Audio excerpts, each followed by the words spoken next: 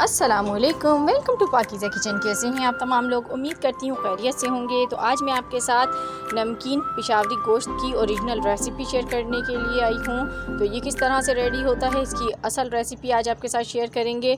तो चलिए स्टार्ट करते हैं। बिस्मिल्लाहिर्रहमानिर्रहीम। सबसे पहले 1 kg हम गोश्त ले लेंगे। तो इस तरह से आप चर्बी वाला गोश्त ले लें तो ये बेहतरीन रहता है।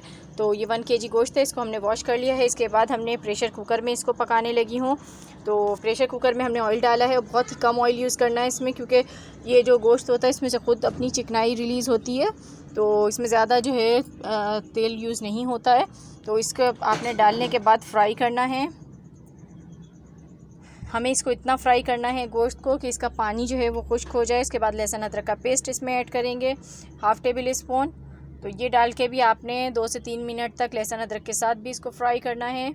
तो ये देखें बिल्कुल यहाँ पर ये फ्राई हो चुका है और इसका पानी भी देखें खुश्क हो चुका है। तो ये ज़रूरी है स्टेप करना, इससे क्या होगा कि इसका जायका बहुत बढ़ जाएगा। तो अब हम इसमें टमाटर ऐड करेंगे। तो आप इसमें 2 से 3 अदर टमाटर डाल दें और इसकी स्किन ज़रूर रिमूव कर लीजिएगा। स्किन वाले टमाटर यूज़ ना करें इसमें।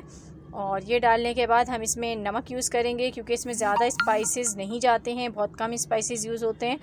तो सिर्फ इसमें नमक यहाँ पर 1/2 टेबल स्पून से भी थोड़ा कम मैंने नमक डाला है, क्योंकि तेज़ भी हो सकता है नमक। क्योंकि ये जो गोश्त होता है इसमें यखनी वगैरह बिल्कुल भी नहीं रखी जाती है, बिल्कुल फ्राई बनता है। तो अब मैं इसमें पानी ऐड कर रही हूँ। तो नमक हमेशा देख कर यूज़ करें, बाद में डल सकता है नमक अगर कम हो जाए, लेकिन अगर ज़्यादा हो जाए तो वो निकल नहीं सकता। तो हम इसको पकाएंगे। तो ये देखें आधा घंटा मैंने इसको पकाया है प्रेशर कुकर की सीटी लगाकर। तो ये देखें बिल्कुल गल चुका है गोश्त, बहुत अच्छा सा टेंडर हुआ है। तो अब हम इसमें लास्ट जो हमारा आखिरी अज्जा है वो शामिल करेंगे, काली मिर्च का पाउडर। तो यहाँ मैं 1/2 टेबल स्पून काली मिर्च का पाउडर इसमें ऐड करूँगी। तो बस इसमें 2-3 ही अज्जा जाते हैं और उसी से ही इसका जायका बहुत ज़बरदस्त बनता है। बस आपका गोश्त अच्छा सा गला होना चाहिए तो खाने वाले को मज़ा आ जाएगा। तो ये बिल्कुल रेडी है। आखिर में मैं इसमें अब हरी मिर्च ऐड करूँगी। तो हरी मिर्च चॉप कर ली है और ये ऑप्शनल है, आप चाहें तो ऐड कर लें, ना चाहें तो मर्ज़ी है आपकी। वैसे बहुत अच्छा इससे फ्लेवर आता है। तो ये मैंने डाल के इसको डिश आउट कर देती हूँ, फिर आपको मैं दिखाती हूँ। ये रेडी हो चुका है। तो ये देखिए सुभान अल्लाह माशाल्लाह, बहुत ही मज़ेदार सा गला हुआ नमकीन पेशावरी गोश्त बन के रेडी हो चुका है। तो ये थी मेरी आज की रेसिपी। पसंद आई हो तो लाइक ज़रूर कीजिएगा। खुदा हाफिज़।